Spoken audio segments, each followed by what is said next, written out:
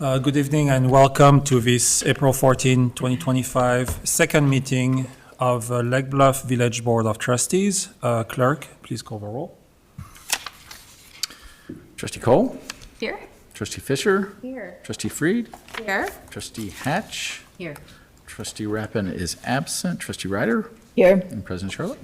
Thank you. Okay. Please stand and join me in reciting the Pledge of Allegiance. I pledge allegiance to the flag of the United States of America and to the republic for which it stands, one nation, under God, indivisible, with liberty and justice for all. Thank you. Next on our agenda, we can get to it, are awards and proclamations. And tonight our first proclamation is designating April 2025 as Fair Housing Month. Whereas April 2025 marks the 57th anniversary of a passage of the U.S. Fair Housing Law, Title 8 of the Civil Rights Act of 1968, as amended, which enunciates a national policy of fair housing without regard to race, color, religion, sex, family status, handicap, and national origin, and encourages fair housing opportunities for all citizens. And whereas individuals in the state of Illinois are guaranteed the right to choose where to live without discrimination based on race, color, religion, age, and sex, including sexual harassment and pregnancy, familial status, marital status, national origin and ancestry, disability, sexual orientation, gender identity, military status, unfavorable military discharge, and order of protection status. And whereas acts of housing discrimination and barriers to equal housing opportunity are repugnant to common sense of decency and fairness. And whereas the Village of Lake Bluff welcomes the opportunity to reaffirm our commitment to the principle of fair housing for all, is committed to all efforts to address discrimination in our communities, supports all programs that will educate the public concerning their rights to equal housing opportunity, and assures every person their rights to live free of a fear of housing discrimination. Now, therefore, I, Régis Charlot, Village President of the Village of Lake Bluff, Illinois, do hereby proclaim April 2025 as Fair Housing Month in the Village of Lake Bluff and call upon the people of Lake Bluff to wholeheartedly recognize the importance of fair housing to our village and nation, and the progress we have made in ensuring equal and equitable housing for all people. Thank you. Regis, I appreciate this proclamation, and as you and I were talking earlier today, I was reminded of the incredible history of discrimination that has preceded this 1968 time frame, and not by very many years. There are maps that you can look at that will show specifically that the federal government and many private parties were redlining, and that was happening in our town and towns all over the country. The notion that 28 years after those maps were drawn, and very unabashedly calling out races that were unfavorable and where people should not be lent money if they wanted to buy in that neighborhood, the notion that this went into place in 1968, only 28 years after those maps were made, should just remind us of how fragile this is. April is Fair Housing Month, but we're looking at a time where things are rolling back one after another. And so I just have to remind everyone that those redlining maps that were drawn in 1940 are not that long ago. And that this looks like something that's history. It's very, very current as we sit here, and we just I'll get off my soapbox, but this proclamation means more to me in the environment we're living in right now than maybe it would have a year ago. And those maps that we were talking about today are not that old.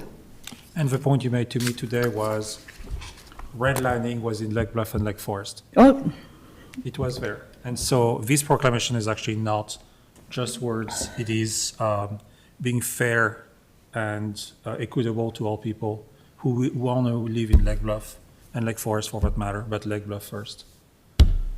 Remember, there's only 20 houses for us to sell in Lake Bluff, so go ahead. Not everybody can get it. So anyways, thank you so much. Thank you, This is Susan. important. Yeah. Next is a proclamation declaring April 25, 2025 Arbor Day. Whereas Arbor Day will be officially observed in the state of Illinois on Friday, April 25, 2025, by proclamation of the governor, and the planting of trees on Arbor Day is a tradition through the state and the village of Lake Bluff. And whereas the village of Lake Bluff has been recognized as a Tree City USA for the past 29 years by the National Arbor Day Foundation.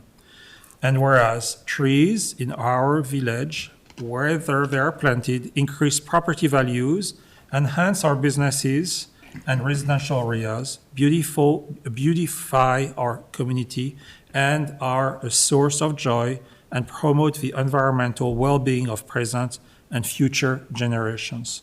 And whereas Lake Bluff Garden Club, Lake Bluff Open Land, Lake Bluff School District, Lake Bluff Park District, and other private and public institutions have actively supported preservation efforts and the renewal of natural areas through tree planting and landscape projects. And whereas the celebration of Arbor Day 2025 in Lake Bluff will be observed on Thursday, April 24th at 10 a.m. through the day in programs at schools, and in particular in the planting of a tree at the Lake Bluff Recreation Center. Now therefore be it resolved that I, Regis Charlot, Village President of the Village of Lake Bluff, Illinois, proclaim Friday, April 25, 2025, as Arbor Day in the village of Lake Bluff, and I urge all citizens to support efforts to protect our trees and woodlands, to plant trees on this day, and to join in the celebration ceremony with the Lake Bluff Garden Club and Lake Bluff Open Land. Thank you. And that also is important. And thank you for your remark. This is, by itself, very important. Next on our agenda is the consideration of the March 10th, 2025 regular village board meetings. Bless you. Is there a motion to approve the village board minutes? So moved? Second. Thank you. Are there any changes noticed? No? Thank you. Was fun. It is a voice vote. All in favor? Aye. Anyone opposed? Thank you, and the motion carries. Next is the non-agenda items and visitors. The village president and board of trustees allocate 15 minutes during this item for those individuals who would like the opportunity to address the village board of trustees on any matter not listed on the agenda. Each person addressing the village board of trustees is asked to limit their comments to a maximum of 5 minutes. I do not believe anybody here is willing to speak out of agenda. Do we have anybody online? For anyone participating in the village's Zoom meeting and you want to speak up at this time for items not on tonight's agenda, please raise your hand. You'll be recognized. No, sir. Thank you. And I say we move on. Next item is the village board sets the order of a meeting. The village president and board of trustees will entertain requests from anyone present on the order of business to be conducted during the board meeting. So I believe that we have item 18 and 19 on the agenda that could be taken ahead. 18 and 17. I think. 18 and 17? 17 and 18? Yes, yes. I got my stuff out of order. Without objection, we proceed to these items. No objection. No objection. All right, I say we'll move forward.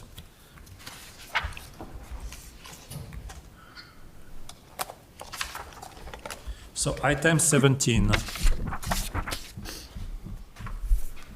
Item 17 is an ordinance amending provisions of Title III of the Lake Bluff Municipal Code concerning the number of liquor licenses. Is there a motion to approve this ordinance? So moved. Second. Thank you. Section 3-2-10 of the Village Liquor Regulations establish the maximum number of liquor licenses by classification available for issuance for liquor licenses that are valid from May 1st to April 30 annually. The annual renewal notices were provided to current and liquor licensee holders and new applicants, which include, and the item 17 lists that whole list of applicants. Should I read that? What do you think? I don't think you need to. Okay.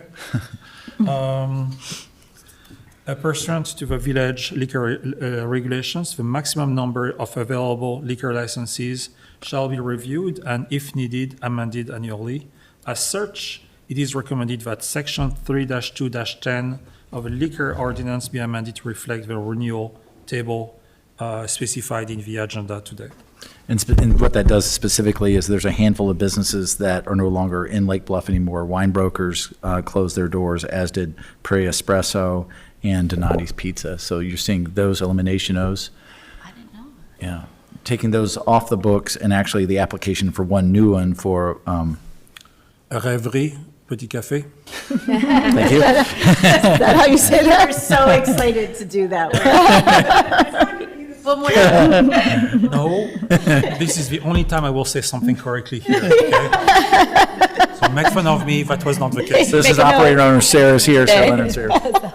So thank you, Sarah, for choosing a French name for that. Any question on the board about this list? Any concern? So this is first reading. You'll see it again in the second meeting this month. Okay. Okey dokey. This is a voice vote. It is a voice vote. All in favor? Aye. Anyone opposed? And the motion carries. Congratulations, Sarah. It's part one. Final approval occurs in 2 weeks. Yep. Don't crack up the bottles yet.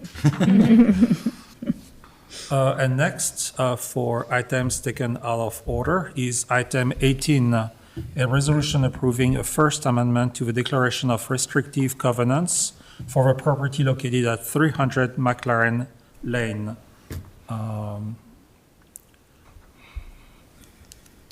Is there a motion to approve this resolution? Motion to approve. Thank you. A second. Seconded. Thank you. In anticipation to the Committee of the Whole discussion on this matter earlier tonight, staff prepared a resolution for the Village Board to consider modifying the restrictive covenants pertaining to 300 McLaren Lane. In 1990, owners of certain properties immediately west of McLaren Lane acquired village property subject to restrictive covenants that precluded an addition that would extend onto the backlots. In 1994, at the request of the owners, the village board approved new restrictive covenants for 300 McLaren Lane that allowed an addition to extend onto the backlot subject to the following. The total area of impervious surface on the backlot shall not exceed 12% of the total area of the backlot. Number two, the total coverage area of all buildings and accessory structures on the backlot shall not exceed 12% of the total area of the backlot. Number three, the rear yard of a backlot shall have a depth of no less than 47% of the total of a depth of a backlot. And number four, no freestanding building of any kind of freestanding structure of any kind shall be erected on the backlot. At its February 19, 2025 hearing, the PCCBA approved a request for a minor setback variation for an addition contingent upon an amendment to the restrictive covenants and opined on the restrictive covenant matter, encouraging the applicant to ask the village board for an amendment to the restrictive covenants. The proposed addition exceeds the 12% impervious surface structure coverage allowed on the backlot by approximately 4%. Property owner Douglas Palantek submitted a letter on March 10th, 2025, requesting that the first restrictive covenant be amended from 12% to 16%. In the proposed resolution, staff added that the second restrictive covenant also be amended from 12% to 16% in order to accomplish the owner's plan. I actually, rereading this, have another question that I should have asked in the committee, but in order to meet the original plans of the owner, isn't it only the first restrictive covenant on the impervious surface that needs to be amended? This, as I understood it, it wasn't the building itself that was going to be on more than 12%. It was the deck. Yeah, that makes sense. So I'm not sure why we would add the second restrictive covenant, change the second restrictive Right. covenant. In fact, it doesn't quite make sense to me why the number 12 is in both of those. It would seem like the impervious surface might be a larger allowed space than the building coverage, but whatever. If we don't have to amend number 2, why are we amending number 2? I appreciate that we want to allow them to accomplish their goals, but I didn't think they were asking for an amendment to number 2. You mean B? 2? Pardon? 2B? 2, the total coverage area of all buildings and accessory structures on the back lot shall not exceed 12%. No, I know. That's in the actual amendment. It's 2B. Earlier today, Clara kind of clarified that for us and said it's, the 12% is for the building and the deck in total. That can't exceed the 12%. I see, so it's not 12 plus It's 12. not just the deck, no, it's everything. I see, and, okay. So in order for them to build the deck that they want, we need to amend 1 and 2. Is that, Because the buildings and the structures are impervious surface. yeah, right. Got it, okay. I see. Okay. That answers my question. Okay. Thank you. Okay, thank you. So we do have to amend 1 and 2. Thank you for the clarification. Is it necessary for these minutes for us to do a recap of what we did discuss in the Cal meeting? I don't think so, Okay. unless Peter does. I don't. No, I don't think it'll show in the committee of the whole minutes Right. that we're referring to. I don't know, here, 30 so- for years from now, they might not check that. I don't know why we Right, wouldn't that's want kind to. of, like, I'm really very, I don't want to spend a ton of time here because we have so much on this Yeah, agenda. and so what's being referred to is, and there was a committee of the whole meeting just prior to this village board meeting where Yes. the village board members discussed this same request. And as part of that conversation, they were examining particular issues or concerns as it related to this request to include stormwater management, the interfacing of the Skokie Preserve that is being maintained by Lake Bluff Open Lands, village-owned property with these residential properties with regards to the amount of impervious surface in general in that area. And I think that was really it. And maintaining these, else, on other properties, these same 4 will remain in place. This waiver is as to this This is property, property specific to 300 McLaren only. and only 1 and 2, not 3 and 4, of the restricted covenants. Okay, thank you. Anybody have anything else to add? We can- And the one thing that didn't really talk about, the PCZB talked about, is that they sure like to, whenever they could, to save the tree, too, as part of the project, right? You know, Yeah. the idea to help encourage it. Oh, for sure. Yeah. That's one of the main Yeah, so, reasons here, yeah. All right. If there are no more questions, this is a voice vote. it should be a, A roll call vote. yeah. It's a roll call. Clerk, please call the roll. Trustee Cole? Aye. Trustee Fisher? Aye. Trustee Freed? Aye. Trustee Hatch? Aye. And Trustee Ryder. Aye. Motion carries. Thank you. The motion carries. Thank you very much. Thank you. Thank you. Thank you.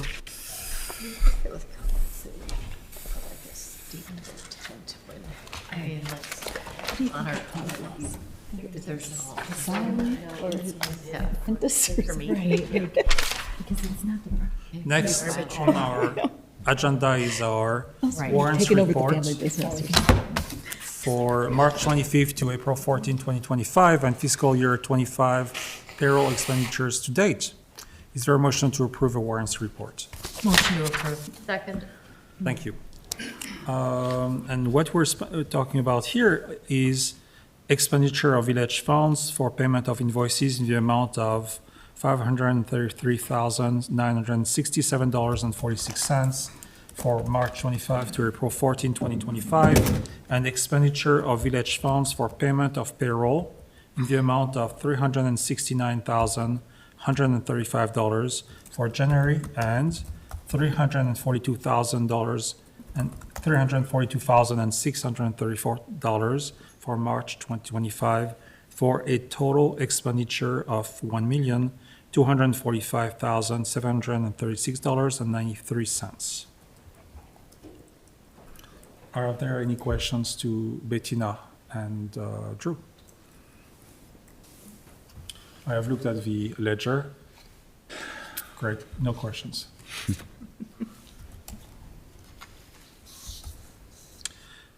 And if not, that is a roll call. Trustee Fisher, Hi. Trustee Freed, Aye. Trustee Hatch, Aye. Trustee Ryder, Aye. and Trustee Cole. Aye. Thank you.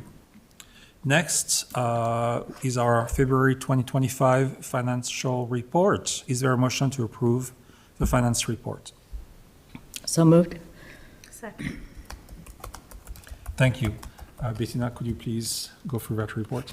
Sure. So included in the packet was the February 2025 financial report. The monthly sales tax revenue on a cash basis for February was $397,902, which is $75,725 greater than the FY24 cash receipts. General fund FY25 year-to-date revenues of $12,702,653 are $1,210,639 greater than the FY24 year-to-date revenues. And FY25 current expenditures are consistent with or less than budgeted. For the total general fund, the FY year-to-date expenditures of $11,182,213 are $34,739 less than the expenditures for the same period in FY24. Thank you. Any questions to Bettina?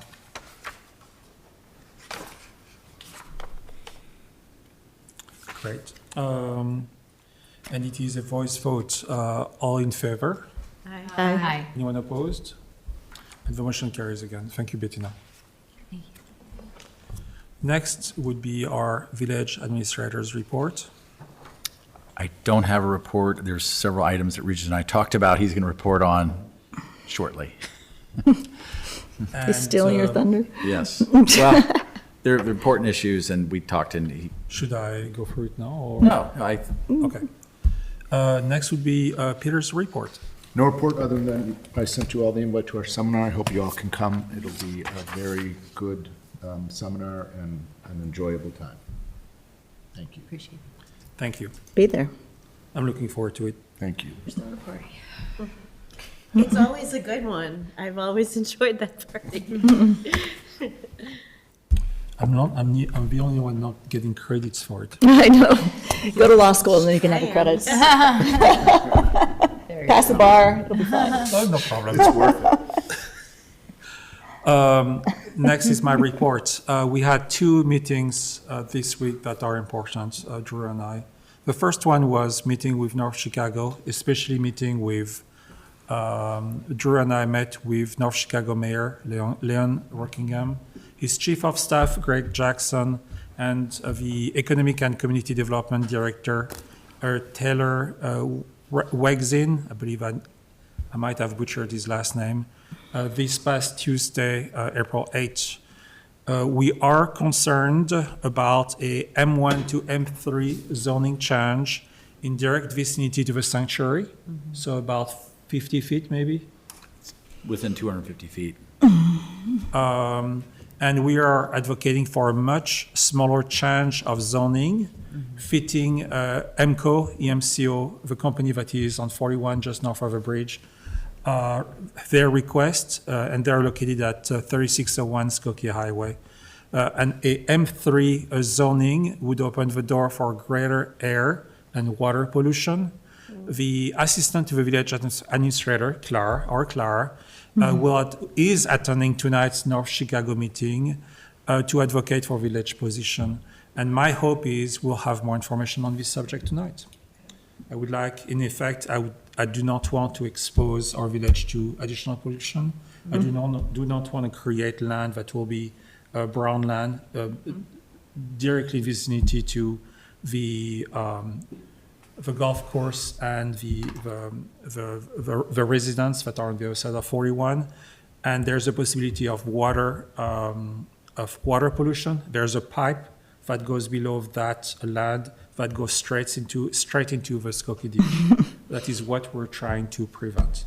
Do we have an idea of what Mayor Rockingham, is North Chicago reflecting a similar posturing, or are they? I think they want the 3. They want it? When we met with him last week, Mayor Rockingham indicated he would be attending this public hearing himself to hear the concerns. And so we're hoping that he walks into this open-minded. The staff report, on the other hand, that came out on Friday was recommending approval of the petition as submitted. Yeah. Clara is going there tonight to state that we don't believe that this petition is consistent with the City of North Chicago's comprehensive land use plan, consistent with good zoning practices, and we'll make our case. It's a difficult one to make, and it's generally not optimistic that we'll be successful. We're sure are trying, so. Yeah. Is there anything we can do? Because really, we're just asking them to kind of agree with us, right? Like, if they don't necessarily have to agree with us, but if we're give them a compelling argument, they'd consider. Is there anything we can do on our end to make that decision easier for them, or is it just presented? We thought when we made the presentation, Regis and I, to Mayor Rockingham and Mr. Jackson, that we were saying that the specific request, there's a tenant that IMCO Realty wants to get in there, Brim Realty rather, and we were saying we're not opposing that. If you want to come in and set up a trucking establishment, that's great. But we were suggesting that there's many other ways to do that without going all the way to M3. Right. You can do special use, you can do other text amendments. There's a lot of ways to get there without going as far and opening up all those M3 intense manufacturing uses. And again, they seemed open to the concept, but it seems like maybe, we'll see. Tonight's meeting is, like with our board, this is a rezoning, it's a recommending body to the city council. So this is part 1 and, a couple different steps. It would be 2 readings at the city council, just like it would be with you all. So the war is not over. The battle is Right. happening. And the residents are aware of it. So we did receive at least one email, Multiple multiple emails, phone calls from residents. asking you guys to do something about it. And we're already on our way to do that. But we received that at the end of the week. We were already on it at the start of the week. So. Okay. Thank you. That's one thing. The second thing is Village Administrator Drew Irvin and I attended this past Wednesday, April 9, the NSWRD, the North Shore Water Reclamation Board, Reclamation District Board meeting concerning the Lake Bluff Yacht Club funding request for rebuild of their compound. Gretchen Seymour, the Commodore of the Lake Bluff Yacht Club, made a presentation into which she advocated for receiving a grant of $340,000 that represents an apple-to-apple replacement of their compound. The North Shore Water Reclamation District Board approved a replacement budget of $150,000. And as part of that $150,000, they're requesting the LBYC to build footings that fit their standards that are about $80,000. So they're far from being able to rebuild.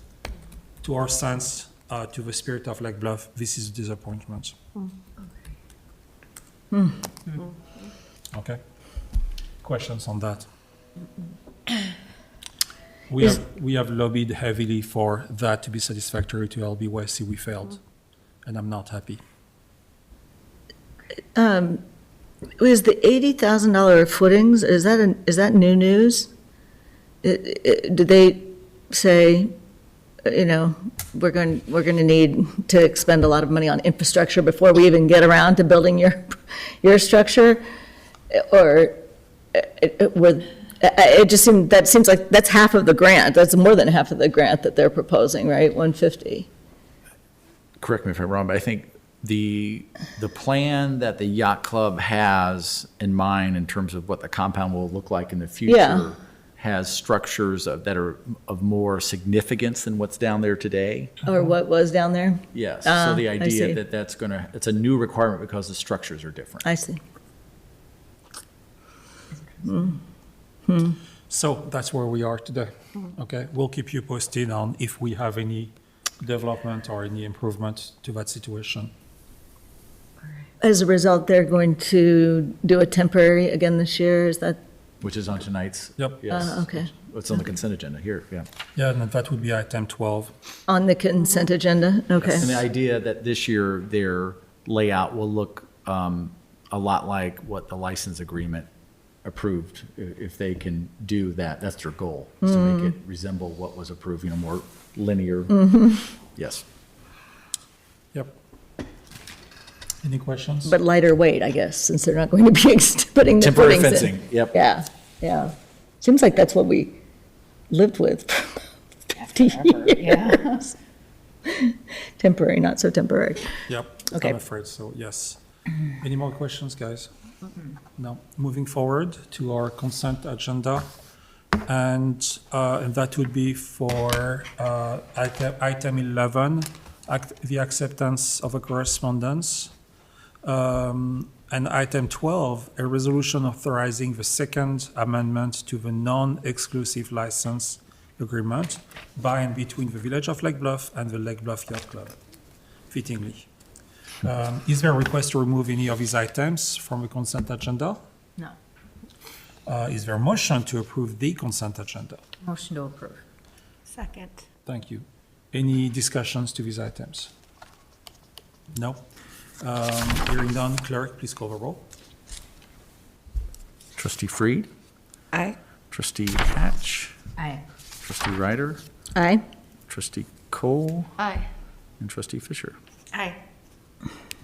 Thank you. Resuming our other business, item 13 is our next item, and that would be an ordinance amending the second year of a biennial budget of the Village of Lake Bluff for the fiscal year beginning May 1st, 2024, and ending April 30, 2025. Is there a motion to approve this ordinance? To approve. Second. Thank you.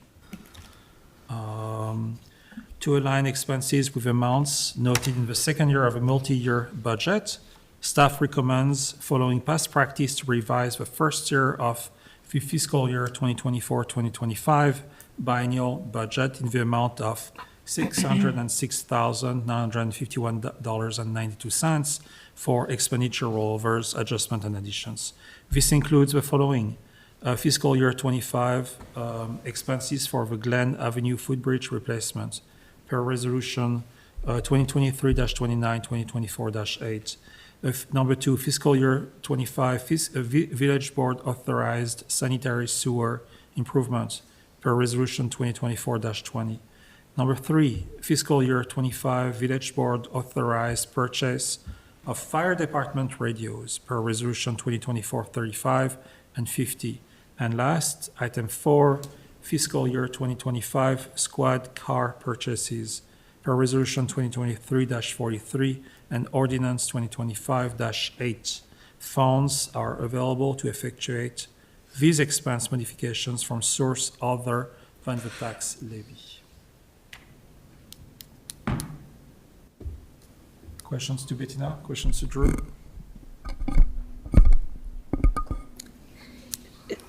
Maybe you can expand upon what the changes were for the vehicle equipment and squad cars. So we anticipated 339, we're now going to 490 for the vehicle equipment replacement, and then the squad cars were more than doubling.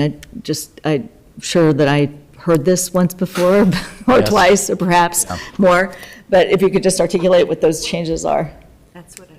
So prior year, we were unable to purchase, and it rolled over. Okay. and We purchased this year, and then there was also a regular purchase for one squad car this Okay. year. So we ended up Doing having two multiple this year. expenses in 1 year rather than the prior year. That's for the squad car, is that also the case with the equipment, the It's third the line? same fund, Oh. so it's the th- all, that's all related to the squad cars. The outfitting of the squad cars. The outfitting is actually in the general fund, and it was budgeted for, so it's not related to the outfitting. It's 3 squad cars that normally we would have just had 1. So the revised budget of 490 plus, and then 131 is for 3 squad cars? Yeah, the 151.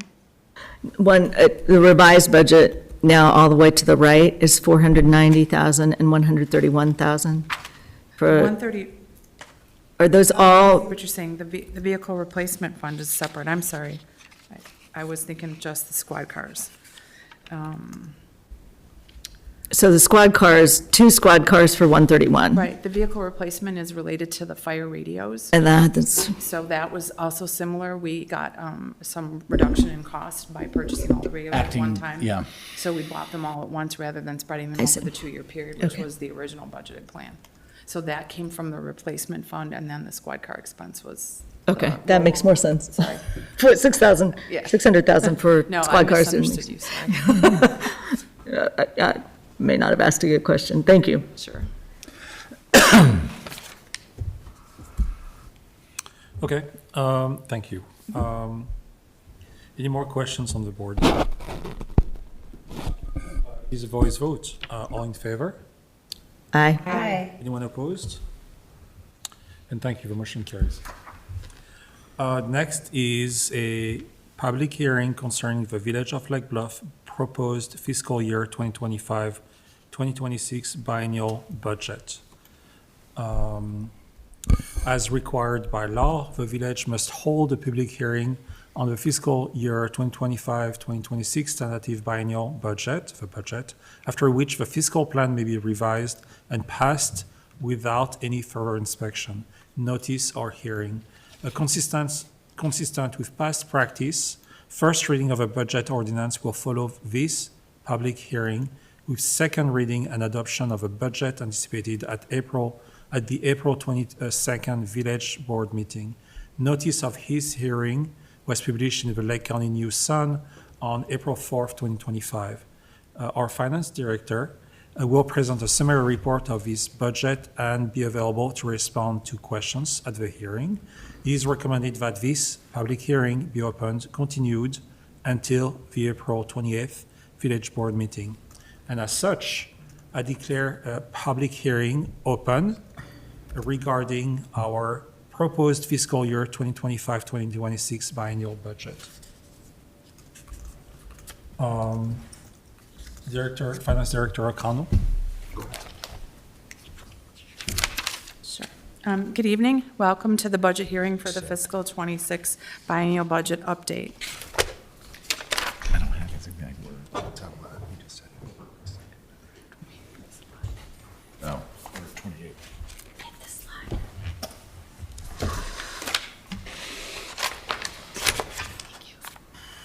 So just as an overview of our budget cycle, listed are the various processes that we go through from beginning October through May. And even in the 2-year cycle, they're pretty similar. We review baseline budgets and end with the processes of meetings and hearings and the budget approval. So the first year of the plan is the village setting goals to determine major objectives. Visit those in year 2. They're incorporated into budget instructions that are issued to operating department heads And those budget instructions then become part of what's submitted as part of the proposal to the Finance Committee, along with a review of forecasted revenues. The Finance Committee reviews the preliminary budget, and as a result of those meetings, recommendations are made to the board, and we come to a public hearing and to ultimately adopt the village budget or the updated biennial budget by April 30th. As well, in the second year of the term, similar cycle, we hold meetings to evaluate the processes and to discuss and make adjustments that are necessary to the second year, and this is also known as the biennial update. The board then takes the recommendations of the Finance Committee and adopts the second year budget prior to April 30th. In addition to the normal budget cycle, there are also reports that are provided to the committee, to the Finance Committee. And we discuss capital, we look at the levy, and we look at amendments to the budget throughout the year.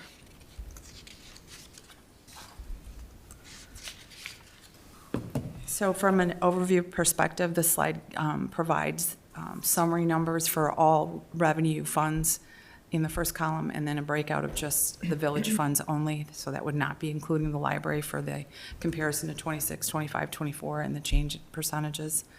The total capital funds for FY '25 that were budgeted in general were about $3 million, and '26 capital budget has grown to $9.4 million.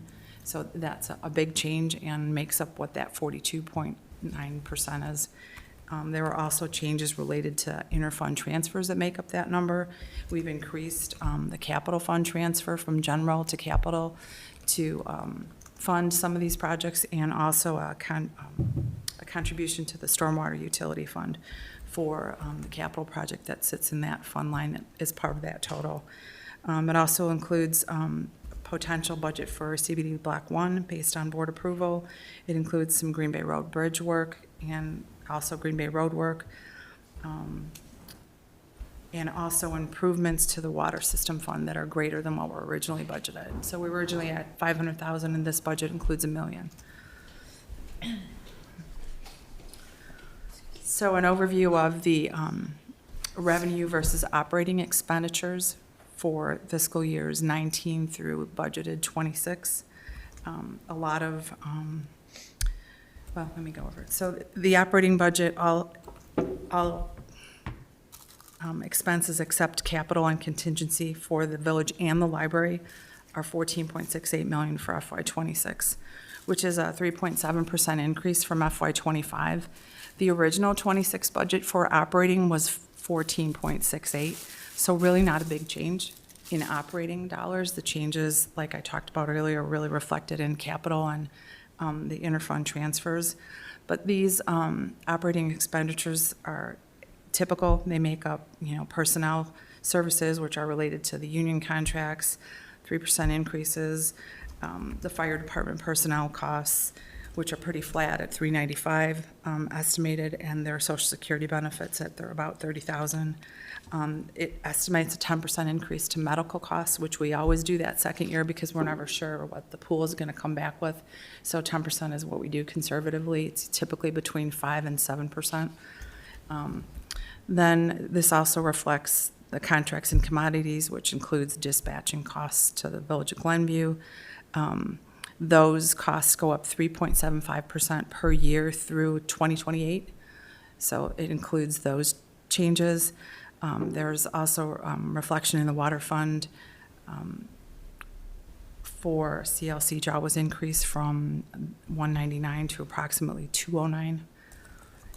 And then it also includes some building improvements that are part of the costs, which are not part of the capital fund, but sit in general. So there's flat roof repairs to the fire bay and the mezzanine. There's some generator work that's going to be done across the street at the public safety building, and also some drain trench work to the pole barn at Public Works.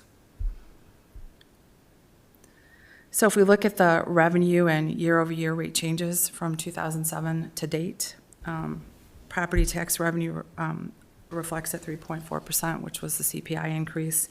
Sales tax projections have always been conservative and remain that way. That's why you see the last year, 26 budgeted, kind of looks slightly lower than the actuals that we have for the years prior. State shared income tax receipts are estimated a little higher with a projected $172 per capita. But we only rely on that at about 4% of our revenue. And then water increases to residents will go to $8.39 per 1,000 gallon. And that will be used to reevaluate later and determine what our capital goals are, as we talked about in the Finance Committee meetings. And stormwater utility revenues are flat based on the ordinance. Sorry. So general fund revenue history.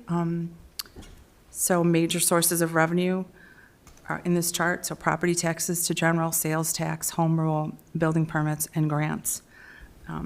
From a financial perspective, I show this, bless you, show this chart every year, and from an economic outlook, we continue to look strong. We're still always cautious and optimistic, but we're sensitive to challenges. So not a whole lot really changing. Grant revenue is estimated on here as higher, but we're not sure if that's going to come through. That's that top color on the top of the bar. I think everybody knows that 2020 is the COVID. Right. The year that we went down and slowly ramped back up is a reflection of the changes with sales tax and COVID. Do we have, talking about grants, you said that was a projected revenue. Do we have any news about the couple grants we have applied for? No. I do not. Okay. So this slide gives you a projection of the general fund balance and shows, based on the capital projects that we've anticipated and budgeted for, the projected fund balance numbers for FY26 at 56.7%, and estimated for FY27 based on the capital 15-year summary chart that we use as a point of reference for budgeting every year, bringing us down to about 47% if all those anticipated projects come through the way they're listed. So that would be like the base minimum. You know, it could be more. We could be higher still. And then just a brief look at what some of the budget highlights are and the changes to the second year. So we saw an increase because of the transfer from general to stormwater utility. That's a capital contribution to the fund. We had an increase in the administration budget related to a correction for health insurance.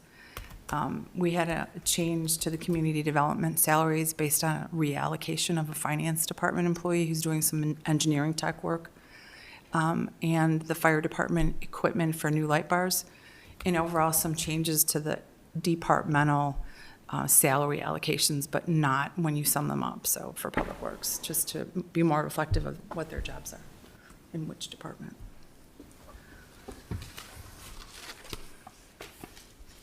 Any questions, Bettina? The only thing I would add is that this was discussed at the Finance Committee, and they recommended the board approval of this budget as presented in the capital plan. Right. Thank you. And there was a typo in the lead to this report by Bettina, where I said that adoption of a budget will be anticipated at the April 22nd. It actually is the April 28th Village Board meeting, for the record. Okay, thank you. Okay. Any more questions? It is a voice vote? To the public. Actually, it's a public meeting, so we are, If there is no, Stays open, yeah. there is no vote. But I get to close this public hearing. And so if there are no more comments, I'll just comment that the extensive report that's in our packet is worth a review. We obviously had a very brief one here, but for anybody interested, it's on line in our meeting packet, and it's extensive and very worthwhile. thank you. If there are no more comments, without objection, I hereby declare this public hearing closed. Thank you, Bettina. Thanks. Next is an ordinance adopting the biennial budget update for Village of Lake Bluff for the fiscal years commencing May 1st, 2025 and ending April 30, 2026. Is there a motion to approve this ordinance? So moved. Second.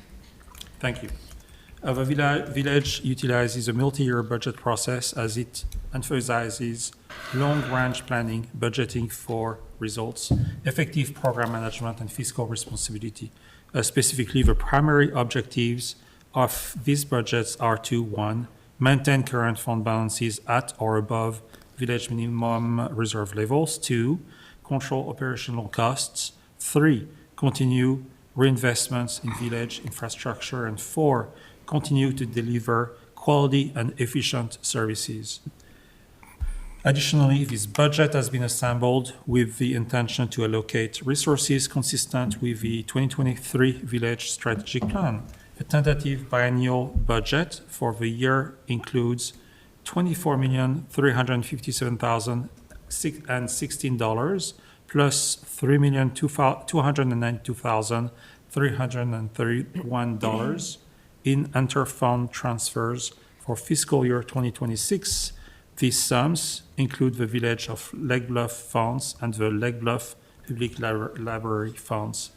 The operating budget, all costs except capital and contingency, for the village and the library is $14.68 million for fiscal year 2026, representing a 1.22% increase when compared to the fiscal year 2025 to 2026 original budget. This increase is attributed to increased contract commodities. Property taxes and sales taxes continue to be the two largest sources of revenue at $5.16 million and $5.26 million respectively in 2026. Anticipated revenues remain about the same for fiscal year 2026, with the exception of tentative grant revenues and the state reduction in the groceries tax, which will be contemplated by the village board in October 2025. This budget includes a planned fund balance reduction to achieve capital objectives, which represent 39% of the budget. On March 10, 2025, the Village Finance Committee discussed and recommended approval of this tentative biennial budget document. A draft was available for public inspection at the Village Hall, the Public Safety Building, and the library, as well as online at the village websites at lakebluff.org. Questions to Bettina on this budget, this ordinance?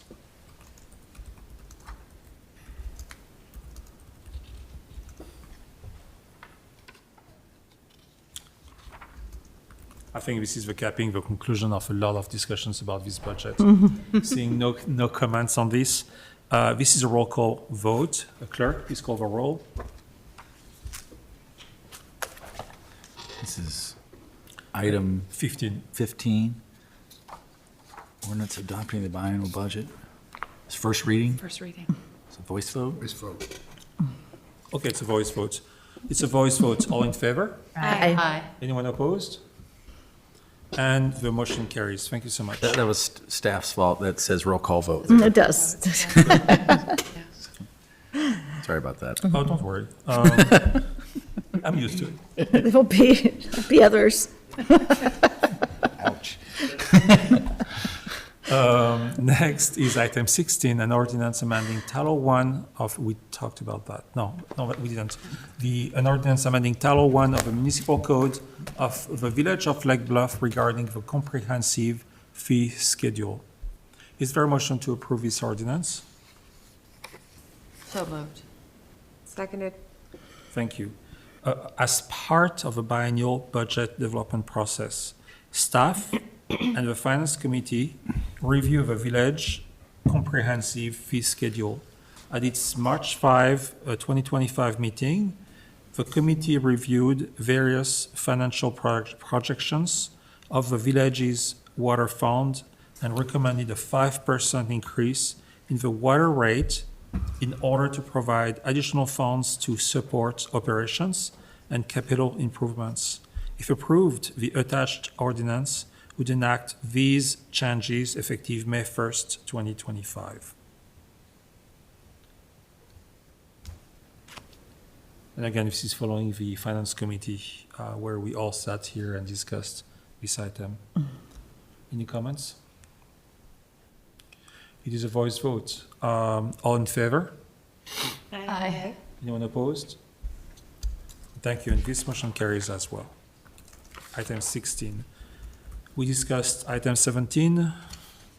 We discussed item 18, and our next item is item 19, a resolution authorizing the execution of a contract for a generator replacement at the public safety building.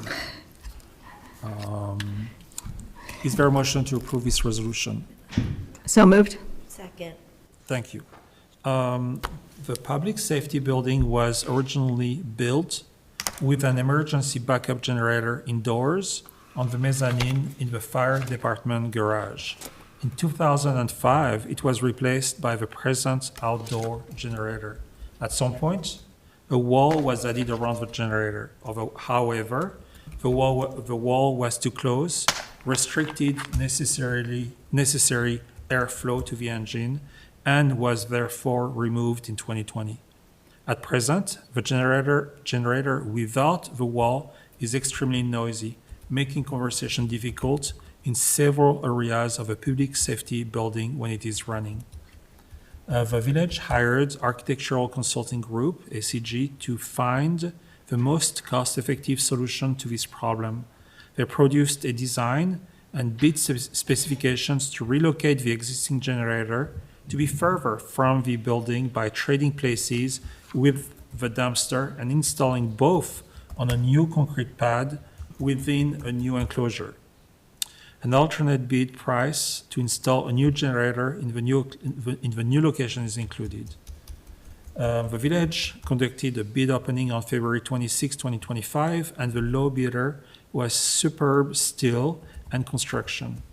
The attached bid tab shows pricing for several options. Upon reviewing the results, ACG and village staff noted two issues with the premium sound enclosure. It provides only 1 decibel of sound reduction, and it's too large to easily fit in the planned fenced area. ACG and village staff have therefore determined that the best value is alternate bid 2.0, consisting of a new generator with a standard sound enclosure for $156,200. The village consultant, architectural consulting group, recommends budgeting up to 15% to cover unit costs and contingency for a total of $179,630. The new generator with a standard sound enclosure is expected to be approximately 20 decibels quieter than the existing generator, a significant improvement. If I look at those numbers, it's 10 times more effective. And was approved by the Architectural Board of Review on September 10th, 2024. Actually, 100 times more effective. At time the budget was written, it was not known what solution the consultant would recommend. Therefore, only $20,000 for noise abatement was budgeted. If the board approves this resolution, staff will update the draft budget to account for this expense by utilizing existing revenue sources. Questions to Drew and to our staff?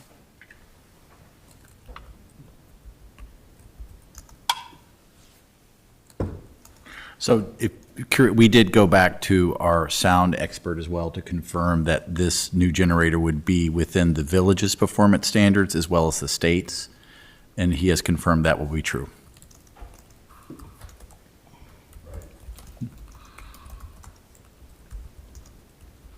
Okay, I do not see any questions. This is a roll call vote.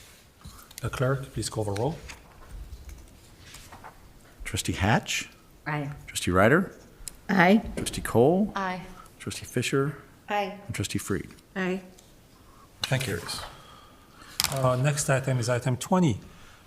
A resolution rejecting all bids, waiving competitive bidding, and authorizing the execution of a contract for a Village Hall window replacement with Blue Wreath LLC. Is there a motion to approve this resolution? Motion to approve. Second. Thank you.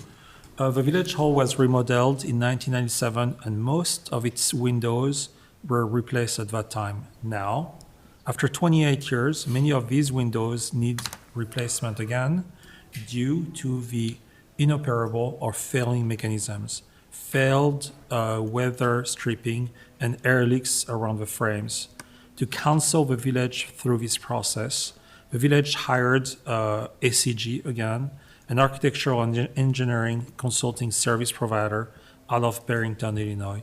Despite the village receiving 5 bids at the end of February for the windows replacement work.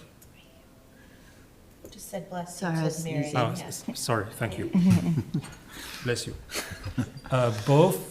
Despite receiving 5 bids at the end of February, both village staff and ACG, bless you. Excuse me, sorry. Boy, oh boy. I know. I think we need to replace windows. Despite the village receiving 5 bids at the end of February, both village and staff and ACG recommends rejecting all bids, waiving competitive bidding, and authorizing a contract to Blue Reef LLC for the price contained in their base bids A, B, and C in the amount of $177,100 plus 15% for unit costs and contingencies. Although this 15% would bring the total cost to $203,665, staff is confident the project can be completed for the budgeted amount of $200,000. As you may know, Village Hall is on the National Register of Historic Places. Village staff and the Architectural Consulting Group presented the bid documents and plans for the new windows to the Historic Preservation Commission on October 9, 2024. The HPC terminated their advisory review with a motion asking the village to include in the bid specifications an option to restore the remaining historic windows in the tower, then evaluate and consider that option. Although Blue Reef only bid an additional $4,560 for that option, staff and SCG do not recommend it because a quality solution is not available. The existing old tower windows have sashes which are too thin to support insulated glass, meaning that if the historic restoration option is chosen, the existing single pane glass would be left in place while deteriorated exterior wood pieces would be replaced. This would leave an existing temperature control problem in the tower uncorrected. If the recommendation to use the modern replacement window in base C1 is approved, the historic appearance of Village Hall will still be maintained by duplicating the historic form of the existing window in modern, durable material.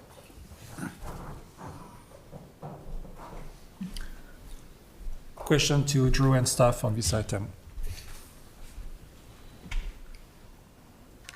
Nope. Questions? Nope. All right. So, well, just for, again, a little piece of history, when we went back and we're putting together the RFP for this project, we wanted to know, well, why were these windows in the tower saved to begin with? Of all the windows, they've always been historically the most problematic. And we said, we can't understand that, and we still don't have an answer for that, or why that was done that way. But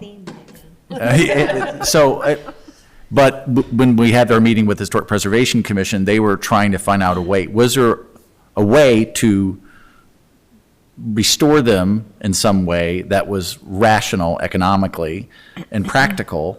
And so there was a long debate about that. And so we said, well, why don't we include it as a bid alternate and see how it lands? And I think one of the reasons why we're recommending what we're recommending is that there wasn't a lot of confidence in that the team that had bid this.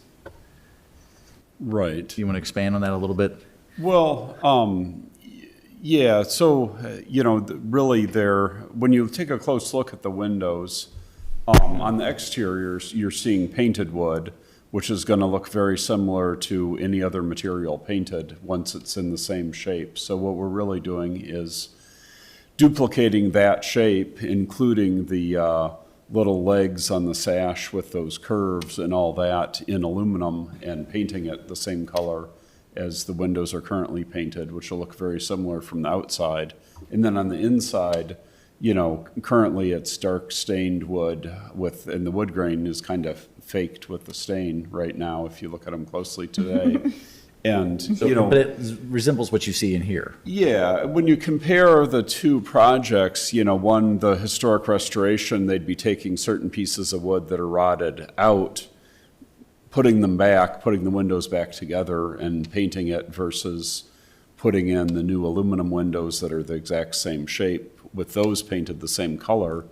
We really feel like the replacement preserves the historic form while getting a good quality solution that's both durable and energy efficient, whereas the historic restoration would really, you know, not look any different, but it wouldn't be durable and wouldn't be energy efficient. So we're going to be a lot better off with the replacement. I take it the ABR has weighed in? Yes. Yes, that's right. And they would agree with that Yeah, assessment? They supported definitely this agreed with approach. that. Yep. Do we have a plan to save these windows? I mean, these windows are probably 100 years old, right? The lower three on the tower, the upper three have a lot of replaced parts, including the glass. There's not much that's left old on the upper ones. The lower three, yeah, are old, so we could save them. We can throw in the, I mean, we've your got a garage- trailer for that very thing. If you'd like, we can do that. I mean, no, by that I mean, Just don't want them to get I confused didn't with the Stonebridge advocate items. to put them on sale. But what I'm saying is some people are fond of the recycling, upcycling Right. old windows. Yeah, It might be a possibility, that's all. yeah, right. That's true. All right. And I'll say the other biggest conversation that I was heard at the ABR and at the Historic Preservation Commission was how some of these newly replaced windows, I say new within the last, I mean, almost 30 years old, have failed. It's like, that was like, because they were windows of quality, Right. yet they have failed, like major elements have failed. And one thing we're doing with the new design to make things more durable is operable windows are more likely to fail than fixed windows. And, you know, this, in the 97 remodel, they made nearly everything an operable window. And, you know, we don't quite need 100% of them to be operable windows. So some of the first floor lobby windows on the south side and the stairwell windows are not going to be operable. So those should be a lot more durable.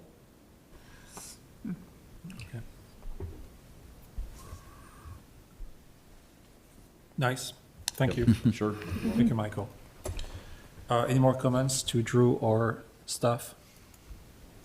Okay, it is a roll call vote. Requires supermajority vote since we're waiving competitive bidding. Okay. Okay. Trustee Ryder, Aye? Trustee Cole, Aye. Trustee Fisher. Aye. Trustee Freed. Aye. And Trustee Hatch. Aye. Thank you. Next is item 21, and that is a resolution authorizing change order number 1 for the Glen Avenue pedestrian bridge landscaping project. Again, is there a motion to approve the resolution? So moved. Second. Thank you. Following a competitive procurement process, the village entered into a contract with Horvat Design Group of Lake Bluff for $21,249 to install the landscaping at the Glen Avenue pedestrian bridge project on March 1st, 2024. The major items in the scope of work were installation of a gravel pathway, benches, and landscaping. The contract stipulated that Horvat Design Group would perform its work following the installation of a bridge. During the construction of a foundation and bridge, the site conditions changed in ways that necessitated additional work by Horvat Design Group to complete the project. Number 1, on the south hand of a bridge, the old bridge abutment was intended to remain and hold in the soil between the wooden stair and the new bridge abutment. The old abutment was shallower than was anticipated and fell out of a slope during construction. Horvat Design Group installed a retaining wall between the stairs and the new abutment to bridge the gap. Number two, the grading on the south side of the bridge was altered when the pad was constructed for the crane. Additional work and material were required to regrade the area following the bridge installation. Horvat Design Group performed this additional work at a cost of $10,435. With the change order, the total contract amount is increased to $31,684. Under the village purchasing policy, a change order of this amount requires village board approval. The village engineer recommends that the village board approves the change order to the construction contract with Horvat Design Group.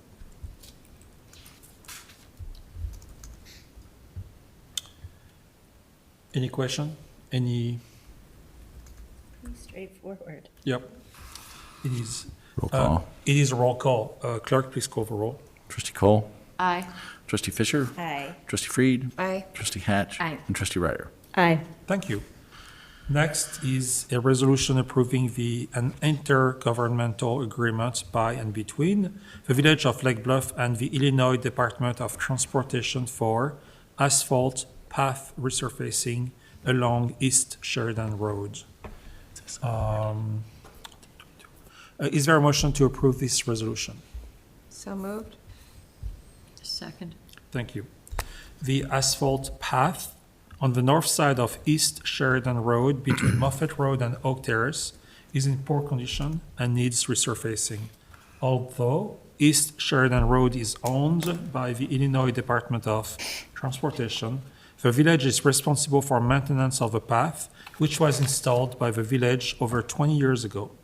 The village fiscal year 2025 budget includes $20,000 for resurfacing this westernmost one-third of this path, and staff intended to have this work completed in the fall of 2024.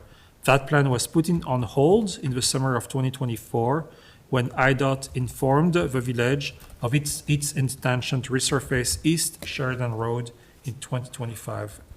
At this village's request, IDOT will include the path work in their 2025 resurfacing project, provided that the village approves the attached intergovernmental agreement before the contract is awarded later this month.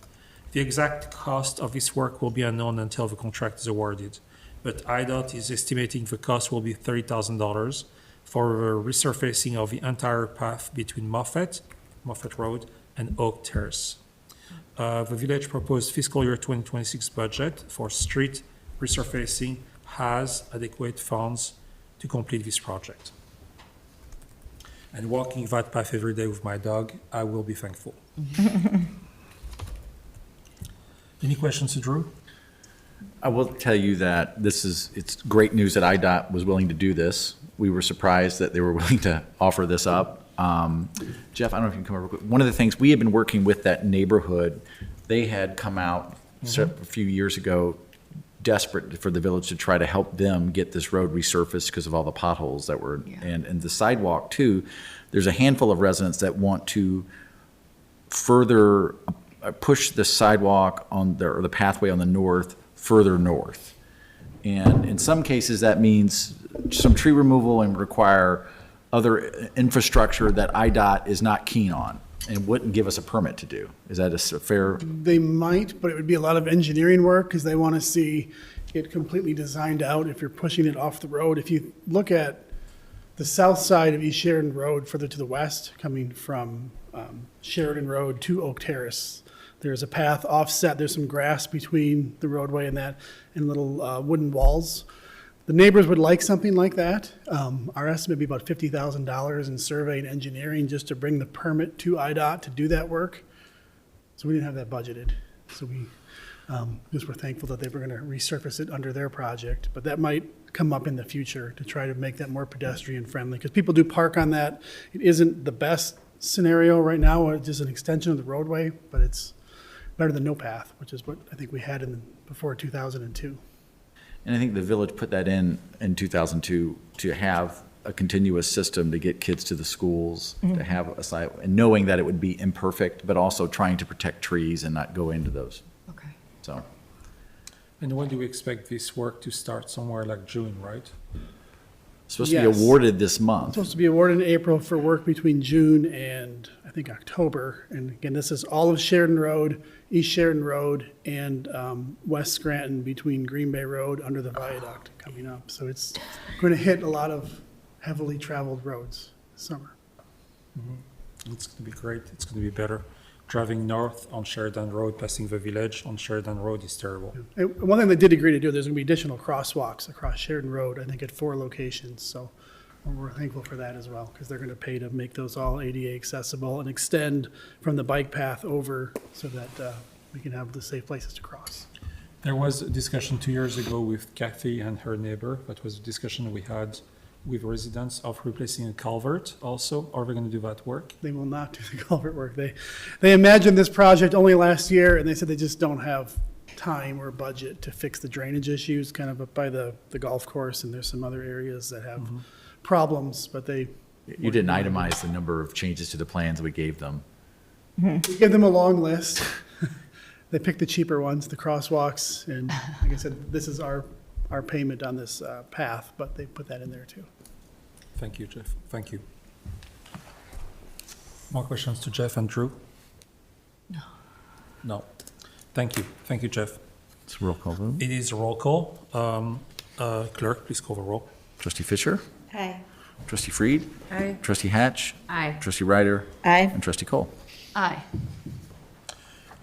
Next is a resolution approving a memorandum of understanding between the Village of Lake Bluff and other local law enforcement, healthcare, education, and veteran support agencies to establish Protect Lake County as a proactive community support team.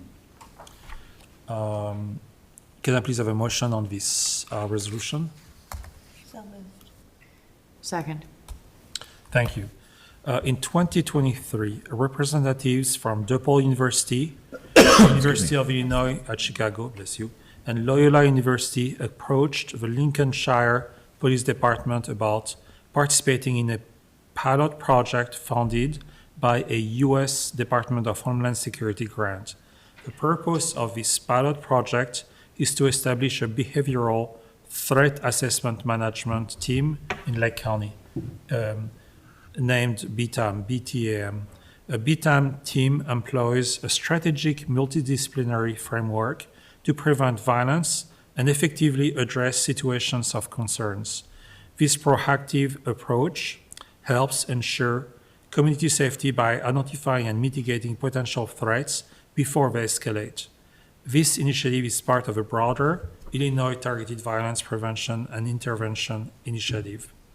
Working alongside the Lincolnshire Police Department, Village Chief Smerzinski has collaborated with Lake County partners to explore the feasibility of creating a multidisciplinary community support team, based in part on the BTAM model under the name Protect Lake County.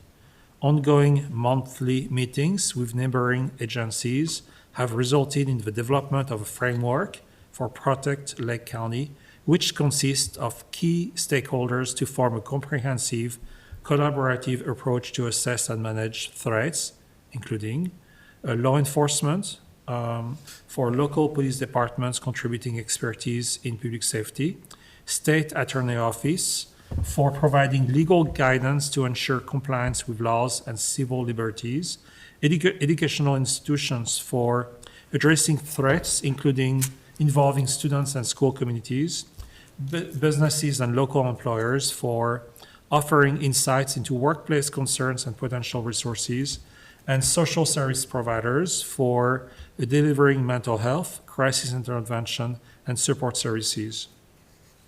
The structure of Protect Lake County will mirror successful model in use in the U.S. and other task force in the immediate area, such as Major Crimes, MCAT, and NORTAF. Importantly, Protect Lake County Community support team will provide consultative recommendations to assist member agencies in managing cases responsibility. An executive board composed of representatives from participating member agencies will be developed to oversee operations and policies.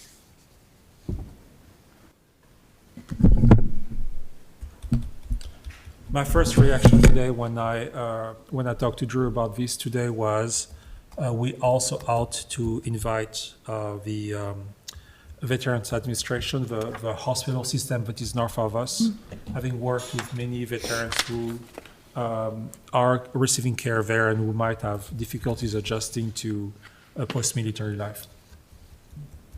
Absolutely. And those are one of the many partners that we are working with. In fact, today, as an extension of some of the groups we've met with, Chief Leonis and myself were at the Regional Superintendent's Office for Schools today, and we did another presentation there as well. We have spoken with private partners, such as some of the large businesses in Lake County. We do have quite a few in Lake County, such as Abbott, Avi, Zebra, Discover. There's some large corporations around here. So what the whole purpose is to bring all those groups together, like the VA, like the schools, like the healthcare systems, counseling centers, and try to really address some of these potential threats out there that maybe we haven't reached that law enforcement criminal side of it yet, right? But we're seeing concerning behavior, and we're trying to stop that before something happens. So it's not supposed to be very law enforcement centered, although law enforcement has kind of carried this kind of for right now. But we're really trying to organize this in a way that we're really helping the community and trying to stop things before they become that next level. And Matt, today, just to clarify, you said that the municipalities on board who have already signed off on the MOU include Buffalo Grove, Lincolnshire, Highland Park, Lindenhurst, Mundelein, Fox Lake, Gurnee, Lake Villa, as well as far as healthcare partners, Advocate Medical, CYN Counseling, and then the Lake County State's Attorney's Office. Correct. And again, this is still in its first stages of this, and we've already gotten that many partners to sign those MOUs to take those next steps. I have a question for you when you are onboarding also the state attorney's office and citing by providing legal guidance to ensure compliance with laws and civil liberties. When would that be the case where you are infringing on civil liberties? Where do you have to be concerned that you might have to intervene? That would actually require being concerned about civil liberties. So we do have a member from the State's Attorney's Office with us. One of their chief of division has been pretty from the ground floor of this, and the State's Attorney himself has been part of this. He was at the meeting earlier today. Most of this is, and we're trying to explain it also to our groups, is you can kind of keep this information very basic. We don't need names. You know, as this group comes together, we don't need names of people per se. We don't need to know so much of that personal identifying information about that person to help whatever body's bringing in the case before us to get some answers, right? I don't need to know whose name is attached to it. We just need to know what's going on with the behavior, right? And we see the behavior, okay, so now how do we address that, right? But there is a case or something comes up and there is a question that, you know, I am not an attorney, that we do have attorneys available to us if we do have a question, right? Because we don't want to take any sort of chances that we're stepping back into an area that, hey, is this a HIPAA violation or not? And we're trying to really be on the absolute other side of that. And so in this case, the remediation is maybe law enforcement, but I read this as more of a social worker type remediation. And that's where this is a resource, right? For how do we help those folks get those services before something happens, right? Yeah. I'm just going to say, Matt, if you can, maybe talk about the origins of this in New York. Absolutely. So this comes and stems from an incident that occurred in Buffalo, New York. And New York actually sort of really latched onto this, and they've mandated that into every county in New York. And so they have this model. And so what we were able to do is work with a partner who was part of that initial group there in New York to kind of bring that our way, okay? And use that person and a few other resources to kind of start modeling what we can do here in Illinois. So we realized that at the school level, they have actual behavioral threat management. They kind of have like, you know, okay, we're gonna do this, and we're gonna do this, we're monitoring this. And this group is more of an advisory group to be able to provide some direction, some ideas, some potential resources. Versus, that's why you'll see it's modeled after the BTAM, which is part and parcel with the Secret Service, and kind of the threat assessment that the Secret Service has learned over, you know, quite some time of responding to threats. So we're trying to not go too deep into it where we're concerning about some of those legalities of this and being more of an advisory board based on what happened in New York, but bringing it into Illinois, being a pilot in Illinois to try to make this group possible. One more thing with that, though, is this is also able to provide some levels of training. So, and trying to help our community become aware of what a threat might be. So there's some online training that we were able to create with the universities that are like awareness, different varying levels of awareness from community to even law enforcement. And it's really beneficial because we can push that out and say, you know, to the community, hey, take this 15-minute or so training, you know, it's online, and it kind of can open your eyes to some potential situations, you know. Hey, fire department, you all are in this house. Maybe you didn't realize it, but you're seeing some things on the wall or maybe some behavior that, oh, well, that's not normal. You know, I'm going to reach out and try to see if, hey, something didn't look right here. So it's not just law enforcement. We're trying to open up other people's eyes and seeing if it's, something doesn't look right to say something, right? Can I give a couple of examples and see if this team would have facilitated or been helpful? One is completely hypothetical. Someone's missing, someone's mother is, missing. And they say, you know, my 90-year-old mother has left the house, I don't know where she is. It's typically a call to the police, and the police are going to go look around the neighborhood and ask questions. Would this team then be activated to maybe find out if we can reach out to the doctors or not that they would share information, but that, I mean, I'm just wondering how in real life this is going to help our folks. The other one that comes to mind, so just think about that for a minute, but the other one that comes to mind is real world, and that was in Lake Forest with the fella who was living in a tent for a while, and that got people all upset, and I think it ended, you know, came bad for lots of reasons. How, in those two examples, would this team facilitate safety? So let's see if I can hit that first. So the first one would be a no, because that is more a missing persons case. And more or less, that's going to be law enforcement. So we're not talking about a personal threat to this person. We're talking about threat of future violence. Okay. Hit it on the head. So that potential of future violence, right? So you're seeing some of those signs, like let's say it's a situation where you're in somebody's house and you see like some flags are on the walls. We see some potential leakage on social media where they start making statements that are like, you know, I don't like this or I don't like that. And you're like, interesting. Now, you know, putting all those things together, you know, are we starting to see a pattern of, you know, potential concerns, of the concerning behavior that maybe you might see it, you might see a part of it, and then together, you're like, oh, wait a minute.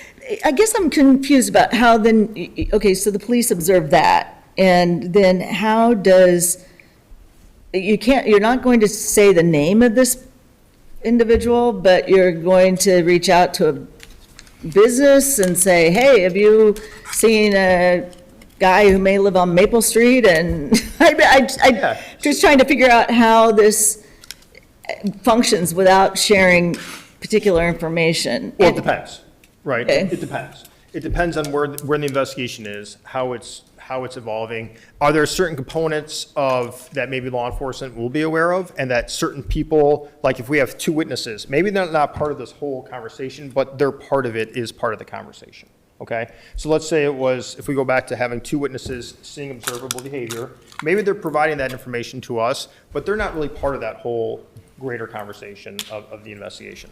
You know, or it's gonna be a certain part of different aspects of the group. So maybe counseling is part of this, right? And maybe it's the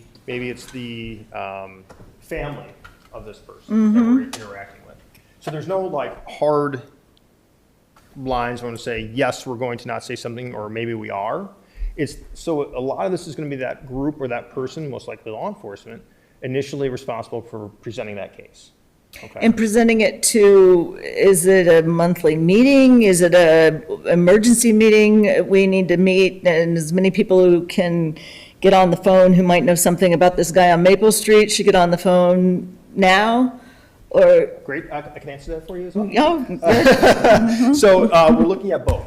Monthly meetings, so an established meeting, that can be like, hey, we're seeing some concerning behavior, but we're not really like, we want to talk about it, right? Versus like, we might have like, we're not police 911 going to it because it's not at like, right now something is happening where they're, committing an act, but it's still concerning that we want to have a quick emergency meeting, right? I see. So we have a coordinator, part-time coordinator in place. And so that's our mechanism to activate that team and start getting some of that going, right? If we're hey, we got something, who can we get on the phone right now, right? How can we start getting this, the next steps potentially going to see if we can stop this issue? Are schools involved? So we were at the superintendent's, it's like a safety meeting that we were at today. So that's why we're trying to bring the schools in. The schools already have behavioral threat teams. It's a requirement. So this is kind of an extension. And in part, when a student ages out of school, right, there's really not necessarily much there. Maybe if they're going to a university or a college, they may have some extension, or, certain businesses. But if not, then they may just be out in the community, and now we're trying to fill some of that gap. Right. So okay. I'm just trying to wrap my head around, like, Susan gave some hypotheticals of how that would work. Is there, I guess, maybe a hypothetical you could give where there's an anticipated harm that you guys are trying to get in front of, like something, so you can kind of help us visualize? I mean, like, part of me thinks, and I don't really want to bring it up, but like Highland Park, are you talking about what happened there, trying to intervene on a threat like that? Or are you talking about like intervening at a non-emergency level? Right, without, it's like almost like, So that's where, Right. my brain goes there, where I want to hear about how this task force will start curbing the concern that I have, which is when law enforcement is called to an active emergency where it's a person having a mental health crisis or a person who is maybe is nonverbal or is, so how do the nuance of preventing violence in that the police respond? So let me see if I got both of those, and let me Yeah. see if I can get there. Yeah. So essentially, like, let's take an example of, I'm gonna put this in like a story frame or a hypothetical. So, we have a neighbor, let's just say, and the neighbor is seeing, this person maybe is, they've had some odd behaviors over the course of the time. Maybe there is some mental health aspects of it, but now something seems to be different. They're becoming more agitated. They are becoming, maybe they're yelling and screaming at their dog or something like that. They're maybe posting stuff onto websites where it's like, I'm anti-government all of a sudden, or some weird concerns, like stuff isn't matching, right? And there's this chance that we're like, hey, something's not feeling correct about this person. And it could be a neighbor that reports this, and we're working that in an anonymous reporting fashion as well. incident reports. That says, this person's behavior has changed. It seems to be elevated for whatever reason. We don't want everything always to be an automatic police response, right? Sometimes that is where we're trying to segue part of that, and sometimes folks just need help, right? And they're worked up, they're agitated, whatever it might be, and so we're trying to get in front of that, right? We're trying to find some resources for them, and this could be one of those mechanisms, right? So Matt, I hear you, and this is pretty much what we're trying to do here, that is, if there is something happening, we also have the help of a social worker in this community where in many cases, when something starts to happen like that, before there is where you have to have a law enforcement, it's always better to send a social worker because you might actually diffuse and get to a better outcome than somebody freaking out. So are you saying that in this case, what you guys are doing will result in a majority of social workers addressing the case? Or what do you think would happen? Well, What's the proportion? services, whatever that might be, right? Is it social workers? Is it hospital? Is it, depends what the need is for that person. Okay, so are there hospitals that are partners on Advocate here? is on board. Do they have like someone, like a social, like who's So like Advocate- attached to this team? Sure, so Advocate was actually part of the reason why we got in touch with the New York group. So they were working with us, they have that experience. So they were helping us build some of Who that. from Advocates attached to the team? Forget his name off, and Mark. But what does he do? Like what's his? He was, I forget his exact title offhand, but this was kind of like his, Is he a social worker? Is he he an was administrator? original law enforcement. Law enforcement. Was. Okay. was.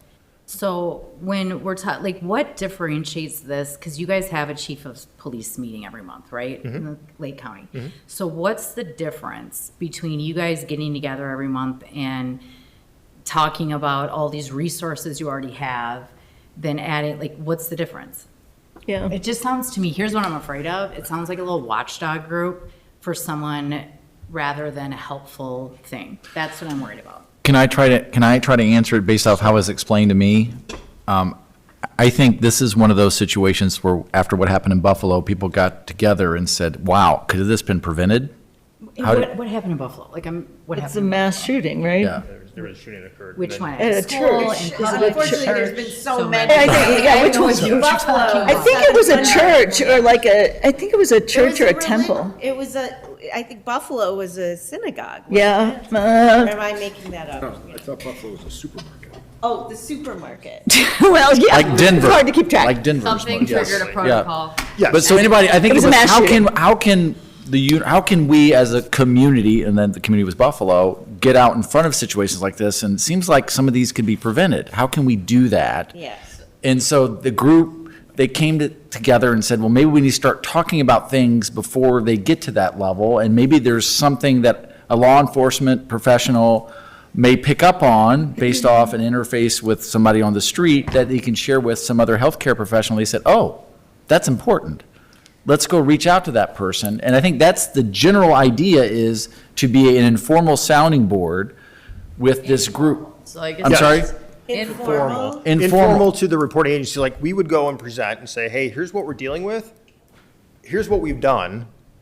Are we like, anybody else have some other ideas to this? So this is more of like a sounding board administration. So this Advisory, isn't about, yes. so I see what Catherine's talking about, the worry about being watchdog, but what I'm also hearing is that you're looking for a combination of resources that could inform how to maybe best deal with somebody who might be starting to kind of red flag, but doesn't rise. Hasn't risen to that level yet. Hasn't risen to the level of like calling 911, but nobody wants to do that, right?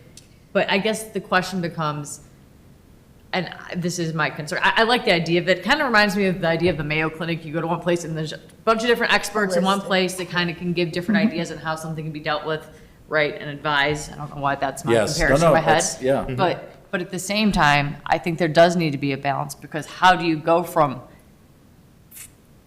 that and not become a watchdog authority? Like, and that, and that's maybe where you're saying you don't give names. You say, here's the situation. Do you guys Right. advise? Are there certain resources you think can be best utilized here, here, and here? Is that what you're saying? Yeah, so like, here's what we've done, here's what we're seeing, we're trying to get some other ideas. Maybe we're missing something, maybe we're missing a resource. Maybe we're missing, or hey, you know what, I know this person maybe doesn't have resources, you're telling us they don't have like resources to pay for help. Maybe we Got can it. work to get some help. So it's, Right. okay. Here's my issue, all right? Article 3, disclosure of confidential information. To the extent permitted by law, the disclosure of confidential information lawfully shared in furtherance of the team's mission for purposes other than advancing public safety or caretaking of individuals of concern is prohibited. Sharing of otherwise confidential information through the PMA's normal chains of command and on a need-to-know basis is authorized. That to me is so open to interpretation, and that just to me, I think you could argue both sides of disclosing any sort of confidential information in both sentences of that paragraph. So to me, I do not see the difference between you chiefs of police who already get together on a monthly basis with access to all these people to bounce ideas off of and have an advisory board and contact the health department and call whoever you're going to call at the state's attorney's office. I don't see the need for this extra level. I think the difference is they're not in the same room together, and that's the difference, right? They Now- are for the chiefs of police meeting. Well, they don't have the hospital there, they don't have the state's attorney there necessarily. Well, the state's attorney will be there Sometimes, sometimes, but you don't have the social workers there, you don't have those other healthcare professionals there, or clergy, or other there to sit there and say, oh, I saw this person, or this, this issue popped up, here's how we dealt with it. Oh, well, had something similar, and we managed it this way. But Why should all those other people have access to confidential information? well, that's my understanding is they won't. It'll be like, here's a white male, approximately 25 years old, who we ran into, who was, doing something, juggling toothbrushes, I don't know, whatever. Right, but that can't be true, because if you're gonna send out a social worker or a hospital or someone community-based, they have to know where this person lives. Well, if it comes to that level, though, I mean, but you're still limiting the information that you're giving, Who's or limiting that. it? Because it says. The that you reporting guys- agency, the agency making bringing that to the table that day. So like if Lake Bluff brought it to the table, Lake Bluff's responsible. And Lake Bluff's responsible for, us properly releasing information and saying, hey, here's what we have. Now I may go back and say, hey, there's, whatever social. I saw Drew Irvin juggling toothbrushes Yeah, and. well, I didn't say Drew Irvin. I know, but I'm saying you're not going to say Right, that. right, you no. know, And Drew lives at 137, they're not going to say that, right? Right. We're trying to figure out how can we get something to solve a potential To issue? be, to prevent. and it- And that's the whole, try to get on offense rather than play defense. It sounds like the concept of like this collaborative, utilizing all your resources for soundboarding ideas and resolutions, I don't think that's going to be the issue. It's going to be the execution of it that creates when you actually engage and try to intervene, right? Because if it's just a bunch of strangers observing someone who doesn't, it's not like a parent calling or, like how you get access to that person if it is in such an informal format. I think that's going to be what's interesting, because I don't know how you necessarily do that helping part without some sort of access to that person, whether that be through confidentiality or something else. But I like the idea of there being a sounding board for like, hey, there's a situation, what's the best way to deal with it? But I mean, Let me not see if I saying it can can't be frame done. it differently and ask you this. Is this merely a formal way of identifying contact people with each of these organizations in order to have this network available, such that when these issues arise, you have somebody to reach out to, as opposed to, oh, I saw that guy named Joe, he was an advocate, maybe he could help. I mean, are we trying to create a structure around something that's already happening? For example, I suspect that you're treating confidential information the way that this clause says, and it doesn't really change anything. The clause is not all that clear, but I guess what I'm thinking is, are you already doing this but with less structure? Using your informal networks to reach out to whomever, other chiefs of Yes. police, the other In the least hospitals. efficient manner. Yeah. Yeah. So it might be our social worker, but they may have to be like, well, maybe I know someone over here. Yeah. Right? Where we're trying to bring that together. Bring in a point of contact in each of these agencies, PMAs, where you could have a known person to approach. I guess the thing that concerns me is the neighbors ratting on neighbors. I guess they could still do that. I mean, it's not going to change that they call the police, right? So in my example, somebody's concerned about the guy who's in a tent, right? They call the police now. Currently, without this agreement, you might reach out to a social worker that's on staff, or you might reach out to a hospital to see if they're aware of anything you could do. You might, but what the difference would be is when somebody does that, you could convene a group of people and say, we've got this issue arising. Many people are starting to treat this guy really badly, and it's going to escalate if we don't do something either for him or with, So I guess reframing it in my mind is this already happening but informally? And so what we're doing is putting a structure around the informal relationships that already exist. What I like to, maybe my thought, and continuing on what you're saying is, you have now a structure that is more formal, multidisciplinary. You might have missed in the past a few elements of that structure that could have said, you know what, this is how in our community, this is how we dealt with that tent. And we dealt it the correct way and it worked great. What I like about what you're doing is not everything results into law enforcement going there for a situation for what is really a social issue, a social work issue. Okay, so now you're more engaged into, okay, this is how we resolve that. I find that more human at the end of the day. Now, I'm really concerned that it turns into a minority report things where you guys are aware of that, and that person is basically dealt in a way that could have been, this is the extreme case, okay? This is what I was hearing Kat basically hinting. But I think it gets, from my standpoint, I like it because it gives us an avenue to have more different possibilities to deal with the subject and being aware.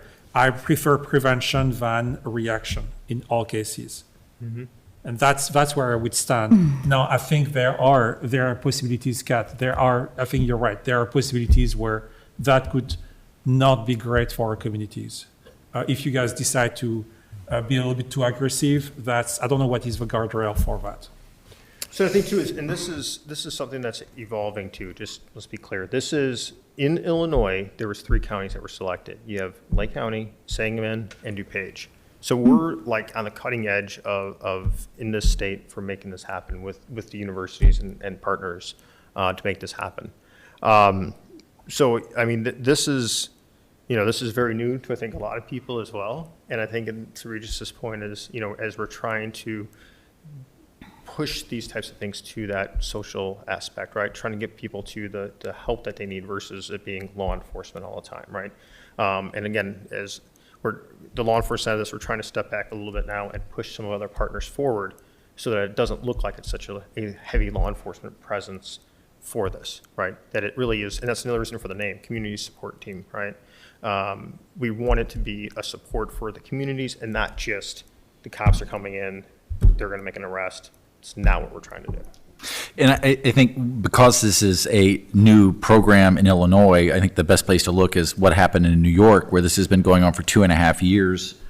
And the answer is, I haven't seen or read anything that shows that these types of issues have manifested into like a overreach of law enforcement. I haven't seen that, and I think I had a conversation with Trustee Ryder earlier today about it, and like the ACLU said, we're going to watch this.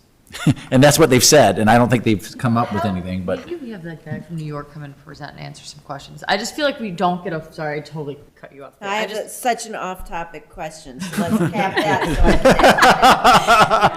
I feel like we're lacking some clarity here, just on, I'm sure that there are very clean-cut, or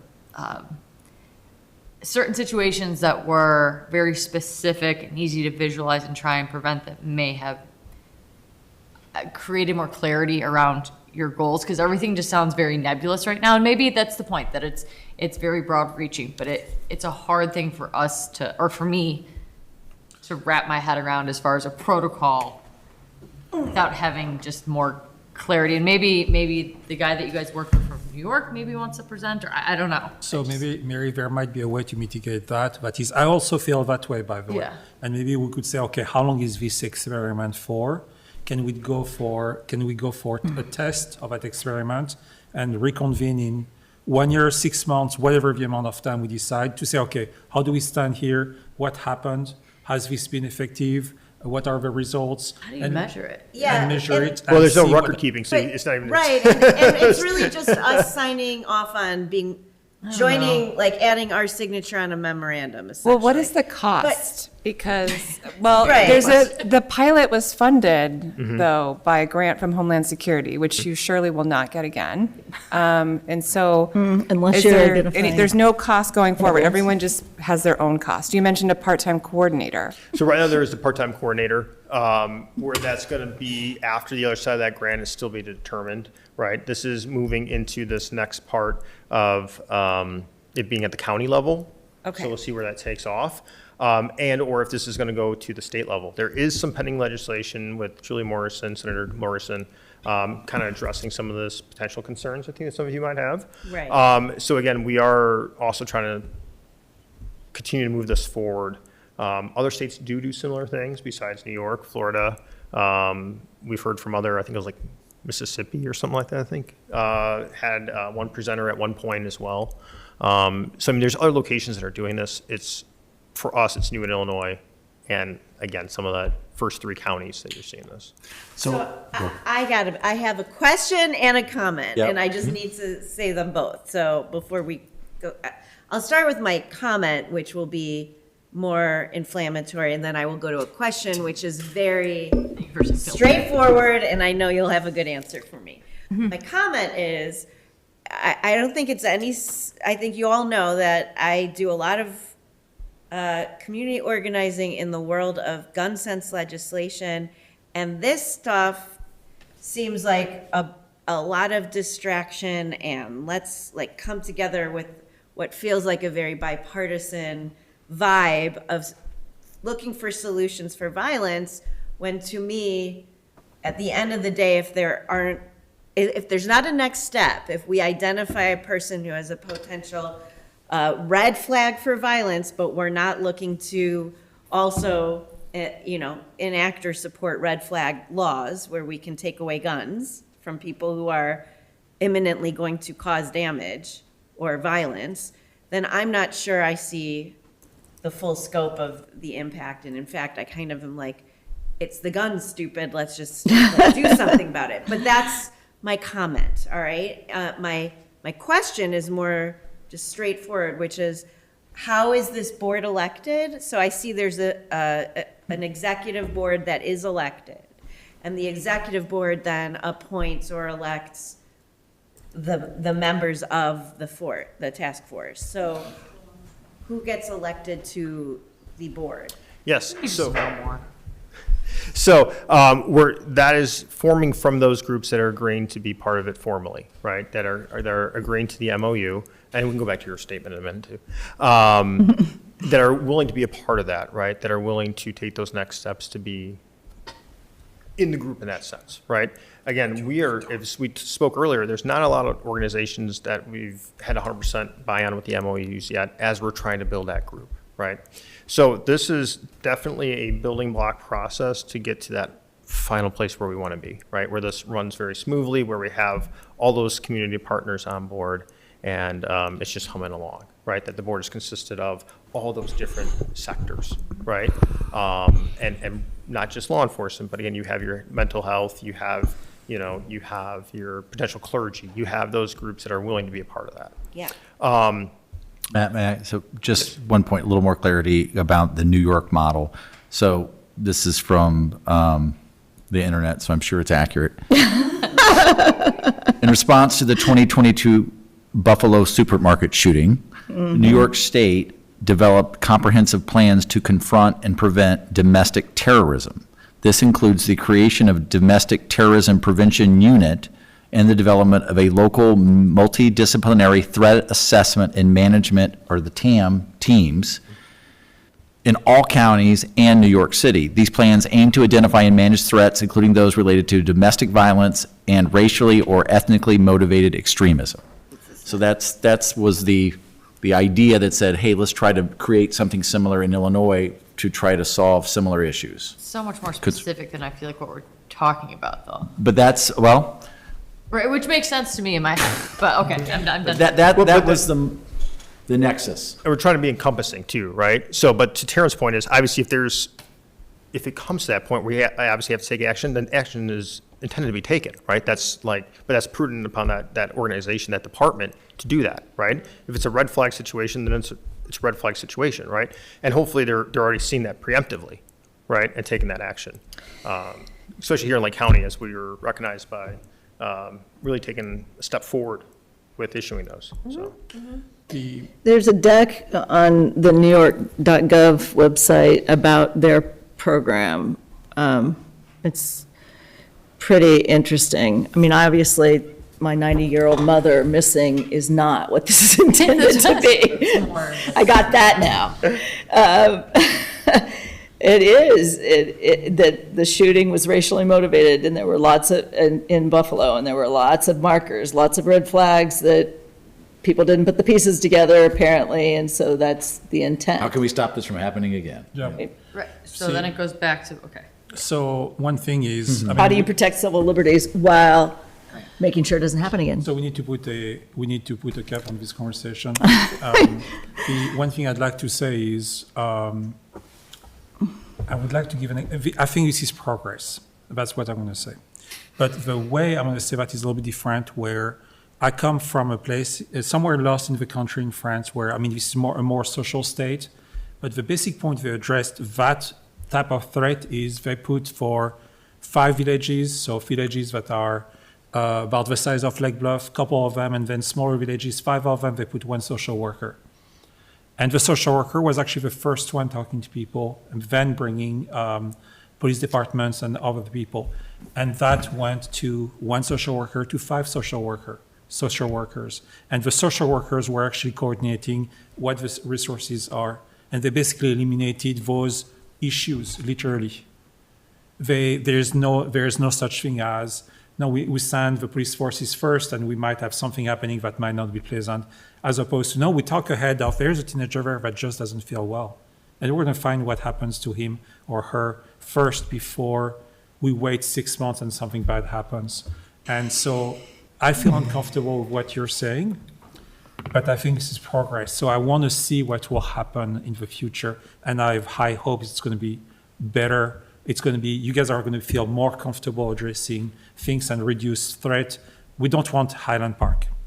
That should have never happened, and there should have been somebody taking care of that kid who is 22 or 23 at the time. Somebody should have said, you know what, we need to talk, you know. And so I hope this is what we're doing here, and I hope I have a best hope for that your multidisciplinary team would be able to address that. I'll send this deck afterwards. It looks really interesting. I think I understand so much more about what they were doing in New York. We're living in weird times, because in 2022, I might have been saying yes, but now the Department of Homeland Security is deporting people for having the wrong tattoos. So I need to understand more before I can get behind it. So we can bring this to a workshop and talk about it some more? Yeah. And with some more information, some of this to help shape it, and we can talk and we'll do that. Yes. Is this the consensus? So you can table this to a future date? Okay. Lots of So questions. let's table that for a future date, and we need to vote on that. All in I favor? have one question, and it's kind of in jest, but not really. Will you give them license plate numbers? Sorry. You don't have to answer that, Matt. So all right, guys. No. Without Drew objections, says no. Okay, we heard it. without objections, we table this item for future discussion. Yes. Yes. Thank you. Thank you, Mike. Address the license plates there. Thank you for being candid. Your help. Thank you. We appreciate it. Gotta love having 6 lawyers on a board. 5. Next is on our agenda is our trustee report. Does anybody wish to make a report tonight? No. No. Thank you.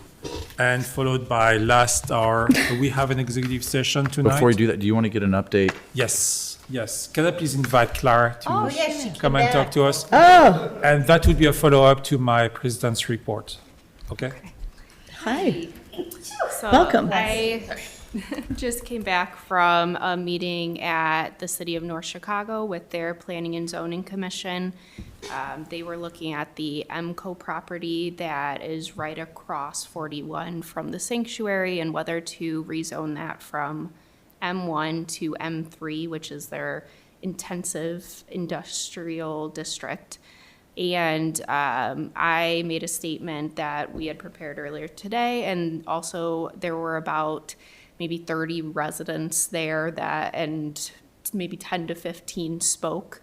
It was a lengthy meeting, and at the end of it, of the 5 board members, 3 voted against it. They voted to deny it. So that is the recommendation that now goes up from there. So procedurally, that will go to the city of North Chicago, and at least here, when you have a negative recommendation, Mr. Friedman, when you have a negative recommendation, here, that requires a supermajority. Local rule. So I don't know if By that- default, it's usually a supermajority. That's but what I thought. don't know if North Chicago has a separate rule. So that's a good job. surprise, yeah, like we. That's just were- awesome. Effective advocacy for Lake Bluff. I have a question. Were any residents from North Chicago there and Right. concerned? They were not, and that question got brought up actually by a commissioner, and they had said that they put the notice in the newspaper, the sign on the property, and the letters went out to 250 feet out from the property as required by law, but one of the commissioners noted that she wouldn't have known about it without Yeah. being on that commission, so. Interesting. Good. I'm glad that they pointed that out. Thank you, Claire, and thank you for attending them and giving that. I read your statement, perfect. And so thank you very much for that news. Thank you. Thank you. I'm so glad to hear that. Great news, thank you. Not over. So Not over till it's over, but And I a would really like to good step. say, sorry. A really good step. Thanks. I would like to say that Drew told me before this meeting that in all cases, we lose those kind of appeals, so it negates what Drew was.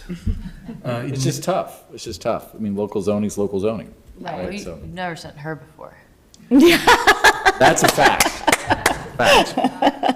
That's our secret weapon now. Claire's our secret weapon. So thank I you. think it was a compelling argument. How did I start this meeting with quoting Beyonce? Who runs world? Yeah. It's awesome. Oh, it would be a lot better if that were true. All right, item 25 is our executive session. We have an executive session tonight. And may I have a motion to go into a closed session for the purpose of, wait for it, personal matters, probable litigation, setting prices for property sales and leases pursuant to the Illinois Open Meeting Act, and that upon the adjournment One of more is compensation for legal counsel. And number 4, compensation for legal counsel pursuant to the Illinois Open Meeting Act, and that upon the adjournment of a closed session, this regular meeting will be deemed to be automatically adjourned by the same vote without the conduct of any further business. Motion, Moved, so moved. Second. second, this is a roll call. Inside, let me get caught up. Okay. Trustee Hatch. Aye. Trustee Ryder. Aye. Trustee Cole. Aye. Trustee Fisher. Aye. And Trustee Freed. Aye. And thank you very much. This concludes the open part of the village board meeting. Thank you to anyone in attendance tonight. And have a great evening.